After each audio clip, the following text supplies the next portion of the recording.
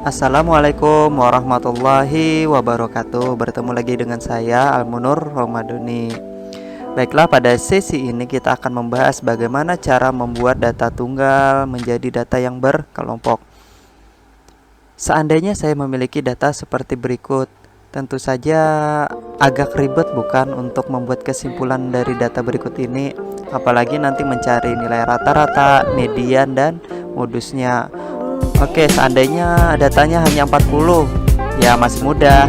Tapi misalkan datanya itu ada 100, 200, 800, 1000, 10.000 atau 100.000, pasti lebih sulit bukan? Nah, maka dari itu pada sesi ini kita akan membuat data tersebut menjadi data yang berkelompok. Yuk kita mulai sesi ini. Oke, misalkan di sini saya ambil contohnya dari buku Herianto tahun 2018 ya, dengan judul Statistik Pendidikan. Itu terbitannya di Universitas Terbuka di halaman 2.13 atau 2.13 ya. Nah, di sini diberikan contoh mengenai hasil tentaman tengah semester mahasiswa, yaitu mata kuliah statistik jurusan pendidikan matematika di IKIP, yaitu datanya 65, 72, 67, 82, 72, 91 sampai 68. Gimana sih caranya kita merubah data berikut menjadi data yang berkelompok? Nah, seandainya saya merubah sembarangan saja. Oke, saya memiliki data terendah di sini 61. Saya buat saja ke 70. Jadi 61 sampai 70. Kemudian saya buat 71 sampai 80. 81 sampai 90. Kemudian frekuensi dari 61 sampai 70 atau banyak mahasiswa yang mendapatkan nilai 61 sampai 70 itu ada berapa? Nah, di sini kemudian 71 sampai 80 itu ada berapa? 81 sampai 90 itu ada berapa? Tentu saja dalam pembuatan tabel khususnya untuk distribusi frekuensi itu tidak bisa sembarangan seperti berikut. Ini salah ya. Kenapa sih tidak bisa? Nah, dalam pembuatan distribusi frekuensi, interval itu tidak bisa dibikin sembarangan. Interval ini tidak bisa sembarangan. 61 sampai 70 atau kita per 20, 61 sampai 80 itu nggak bisa. Jadi ada beberapa langkah yang harus diikuti untuk membuat tabel distribusi frekuensi. Apa saja sih langkah-langkahnya? Yuk kita mulai.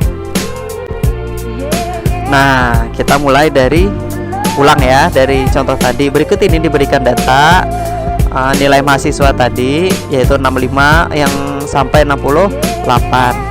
Caranya yang pertama adalah teman-teman diusahakan ya mengurutkan data dari data yang terkecil sampai data yang terbesar atau sebaliknya. Kemudian langkah kedua, menentukan rentang kelas. Caranya data yang terbesar dikurangi data yang terkecil. Kemudian yang ketiga, menentukan banyak interval. Di sini kita gunakan formulasi Stargess, yaitu banyak kelas sama dengan 1 ditambah 3,3 dikali log n, dimana n itu banyak datanya. Di beberapa buku ya teman-teman itu agak lebih spesifik, yaitu 1 dijumlah 3,33. Nah, dikali log n. Kalau di sini kita ikutin 3,3 saja ya. Kemudian langkah keempat, menentukan panjang interval kelas, yaitu panjang interval sama dengan rentang kelas, yaitu langkah 2 tadi dibagi banyak interval atau banyak kelas interval di langkah 3 tadi. Oke, tambah bingung ya teman-teman. Oke, kita step by step dulu ya, dari langkah pertama dulu.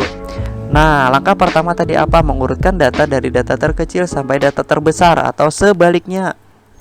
Di sini teman-teman diusahakan membuat tabel dengan kolom dan baris yang sama seperti tabel yang ingin dibuat atau sama seperti tabel terdahulu. Apabila kolomnya ada 10, dibuat 10 juga. Ini untuk mempermudah teman-teman menulisnya. Oke. Terus bagaimana sih? Nah, kita urutkan dari data terkecil dulu. Di sini data terkecil ada berapa? Oh, ada datanya 61 ya, teman-teman. Kita tulis di sini 61. Nah, terus gimana supaya teman-teman kalau mengerjakannya di buku supaya tidak double nantinya atau tidak ganda atau ketinggalan, sebaiknya itu ditandain. Saya tandai di sini dengan cara dicoret ya. Kemudian habis 61 apalagi teman-teman? Oh, ada 65. Saya coret juga 65. Kemudian ada berapa lagi? Oh, nilainya ada 65 lagi. Saya coret lagi 65. Oh iya, ada 65 lagi. Saya coret lagi 65. Terus ada 66, saya coret lagi 66 dan seterusnya saya coret. Nah, sehingga habis dicoret dan dibuatlah dan dapatlah data yang berurutan tadi, dari data terkecil 61 sampai data yang terbesar itu 95. Oke. Kita lanjut ke langkah kedua ya. Kita gunakan data yang sudah diurutkan ini. Nah, data yang pertama tadi mengurutkan data yang dari data terkecil sampai data yang terbesar itu sudah ya. Data terkecil di sini 61, data terbesar itu 95. Kemudian kita menentukan rentang kelas, yaitu data terbesar dikurangi data terkecil. Rentang kelas biasanya didefinisikan dengan huruf R. R sama dengan data terbesar dikurangi data terkecil. Data terbesarnya karena sudah diurutkan datanya, kita sudah mengetahui oh data terbesarnya 95. Kemudian data terkecilnya itu 61. Berarti tinggal 95 dikurang 61, hasilnya 34. Nah, dapatlah hasil dari rentang kelasnya itu 34. Kemudian langkah ketiga yaitu menentukan banyak interval. Untuk itu kita gunakan formulasi Stargast tadi ya teman-teman. Nah, dimana N itu banyak data. Banyak datanya itu diambil dari nilai mahasiswa tadi. Oh, di sini nilainya itu ada 40. Berarti N-nya itu 40. Berarti BK kita definisikan BK saja ya, sama dengan 1 ditambah 3,3 log N. Dan N itu adalah 40. Berarti 1 ditambah 3,3 dikali N itu disubstitusikan dengan 40. Nah, dan nilai logaritma dari 40 itu teman-teman bisa menggunakan kalkulator, itu sama dengan 1,6021. Sama dengan 1 ditambah 3,3 dikali 1,6021. Untuk pengoperasian yang lebih dulu dikerjakan yang di dalam kurung ya teman-teman. Jadi 3,3 dikali 1,6021 dulu. Jadi 1 ditambah 5,286. Nah, jadi tinggal tambahkan 1 ya, jadi 6,286. Oke, sampai sini paham? Kita lanjut ke langkah nomor 4, yaitu menentukan panjang kelas interval. Di sini rumusnya adalah rentang kelas interval dibagi banyak kelas interval. Berarti, nah rentang kelas tadi kita temukan di langkah nomor 2. Berarti kita tinggal tulis di sini 34. Kemudian dibagi banyak kelas interval, yaitu di langkah 3, yaitu 6,286. Tulis di sini 6,286. Itu sama dengan 5,408.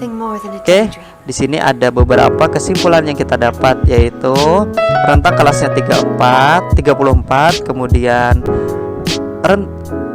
banyak kelas intervalnya 6,2, kemudian panjang kelas intervalnya 5,4. Yuk, kita langsung buat saja tabel distribusi frekuensinya.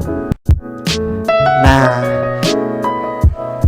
Dari kesimpulan tadi kita dapatkan perhitungan rentang kelas 34, banyak kelasnya 6,2868, panjang interval kelasnya 5,408. Khusus untuk banyak kelas ya teman-teman kita bulatkan, tapi khusus untuk banyak kelas pembulatannya harus dilakukan ke atas. Nah, untuk banyak kelas dibulatkannya ke atas. Tapi untuk panjang interval pembulatannya seperti biasa, apabila 0,5 ke atas atau 0,5 sampai lebih atau 0,5 0,6 itu ditambahkan. Kalau kurang dari 0,5 itu dihilangkan. Di sini kita hilangkan jadi 5. Kita tulis dulu. Nah, dari di sini kita lihat, oh data terkecilnya berapa? Oh data terkecilnya 61 ya teman-teman. Nih data terkecilnya 61. Kita mulai dari 61 tadi. Nah, di sini 61. Kemudian ini fungsinya 5 tadi. Fungsinya 5 berarti 5 langkah. Berarti teman-teman harus menghitung dari 61, 61, 62, 63, 64, 65. Nah, di sini teman-teman melalui 5 langkah ya. Di sini 5 langkah. Berarti 61 sampai 65. Kemudian yang di bawahnya berarti kita mulai dari 66 ya. Berarti kita hitung 66, 67, 68, 69, 70. Nah, di bawahnya berarti dari 71 ya teman-teman. 71, 72, 73, 74, 75 dan seterusnya. Sudah kelihatan kan polanya, 76, 81, 86 sampai 91. Dahirannya 505. Nah, 65, 70, 75, 80. Oke. Kemudian frekuensinya ya teman-teman. Yang pertama kita lihat, oh data atau mahasiswa yang mendapatkan nilai 61 sampai 65 ada berapa? Yuk kita hitung. 61 sampai 65 ini 1, 2, 3, 4. Berarti frekuensinya ada 4. Kemudian 66 sampai 70 ada berapa teman-teman? Yuk kita hitung. 1, 2, 3, 4, 5, 6, 7, 8, 9 ya. Nah, kita tulis 9 di sini. Kemudian 71 sampai 75 ada berapa? Kita hitung ya. 1, 2, 3, 4, 5, 6, 7, 8, 9, 10, 11. Ada 11 orang yang mendapatkan nilai 71 sampai 75. 76 sampai 79, 76 sampai 80. Oh, ada 2 orang, 4 orang, 7 orang, 3 orang. Kemudian teman-teman harus mencek, oh apakah jumlahnya 40. Kalau hasilnya 40 berarti sudah lengkap semuanya. Yuk kita jumlahkan.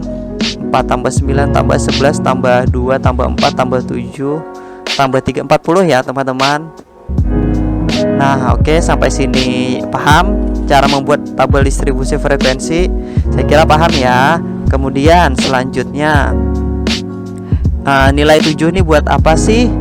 7 ini menandakan banyak kelasnya. Yuk kita hitung kelasnya. Ada 1, 2, 3, 4, 5, 6, dan 7.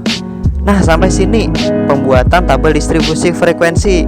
Kalau dari teman-teman ada pertanyaan, silahkan di komen di bawah ya. Dadah, sukses terus.